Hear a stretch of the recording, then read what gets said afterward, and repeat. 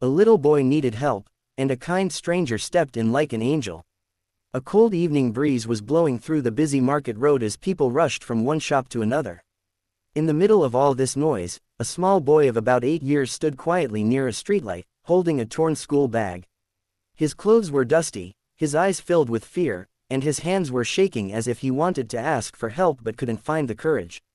His name was Ian. Ian had been walking home from school when he realized he had taken the wrong turn. He tried retracing his steps, but every street looked the same. The more he walked, the more lost he became. By the time evening settled, he was scared, tired, and alone. The streets grew louder, brighter, and more confusing. People were passing right in front of him, but no one noticed the trembling little boy trying not to cry. Ian wiped his eyes and tried to gather strength, thinking of his mother, who must be waiting at home, worried and pacing the floor. He wanted to reach her, but fear kept him frozen. As he stood helplessly, a motorcycle passed a little too close to him, making him stumble backward.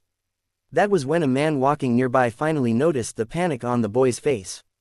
The stranger's name was Rahim, a soft-spoken man who worked as a mechanic. After a long day at work, he was heading home when something about Ian's stillness caught his attention.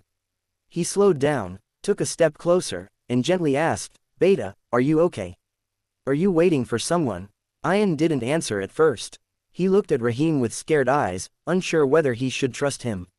Rahim didn't push, he simply sat down on the low boundary wall beside the boy, keeping enough distance so Ian wouldn't feel threatened. "It's okay," he said softly. "I won't touch you, just tell me if you need help." Those simple words broke the wall Ian had been holding inside. His voice shook as he whispered, "I can't find my way home." Rahim's heart tightened. He could see how exhausted and terrified the boy was. He offered him a bottle of water, which Ian hesitated for a moment before accepting. As the boy drank, Rahim spoke gently, "Can you tell me your parents' names? Or what your house looks like?" Ian nodded and slowly explained everything. His mother worked in a stitching shop, his father had passed away years ago, and his home was near a bakery that always smelled like fresh bread. The details were vague, but Rahim listened carefully, trying to piece together clues. It wasn't safe to stay on the street, so Rahim guided him toward a nearby juice stall, where the boy could sit and rest. He bought him a juice and a small bun, noticing how hungry Ian looked. Still, Ian ate slowly, politely, the way his mother had taught him. Rahim called a few local shopkeepers he knew, describing the boy and asking whether anyone was searching for him. Someone finally mentioned a woman running frantically from shop to shop, crying and asking for her lost son.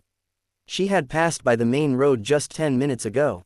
Rahim immediately knew it was her. He held Ian's hand, not tightly, just enough to give comfort, and told him, "We're going to find your mother now." Ian nodded, holding on to Rahim with a trust he didn't know he was capable of. They walked through the busy market, checking every corner. At last, near a grocery shop, they saw a woman with tear-swollen eyes, shouting her son's name over and over again.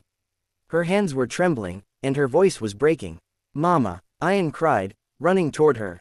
The woman turned, saw her little boy, and collapsed into tears of relief as she pulled him into her arms. She hugged him tightly, kissing his head, thanking God again and again. Rahim stood back, smiling quietly, happy that the boy was safe. When the mother finally looked up at Rahim, her eyes filled again, not with fear this time, but gratitude. She stepped toward him and said, "I don't know how to thank you. You saved my child." Rahim shook his head. "I just did what any human should do, sister." But she insisted on giving him something, anything, as a token of gratitude. Rahim politely refused. "Your smile is enough," he told her. As Ian held his mother's hand, he looked back at Rahim. "Thank you, uncle," he said softly. Rahim gave him a warm smile and raised his hand in a gentle wave before walking away into the evening, disappearing into the crowd like an unseen guardian. That night, Ian's mother held him close, thanking God for sending a stranger who appeared at the right time. Ian fell asleep thinking about the kind man who had saved him, someone he might never see again, but someone he would remember forever. In Rahim, he simply returned home, ate his dinner, and went to bed, unaware that for one small scared boy, he had become nothing less than a guardian angel. If you want, I can also turn this into